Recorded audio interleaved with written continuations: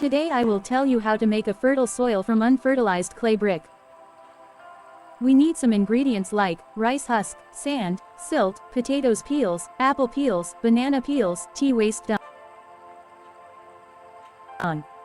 Break brick with hammer. Mix all ingredients including rice husk, sand, silt, potatoes peels, apple peels, banana peels, tea waste dung.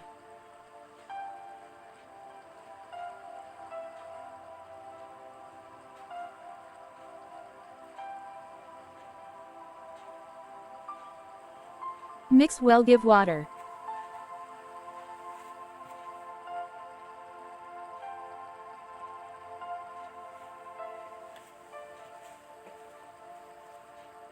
Add neem tree leaves and turmeric. Leave it for 3 days. Your soil is ready to crop.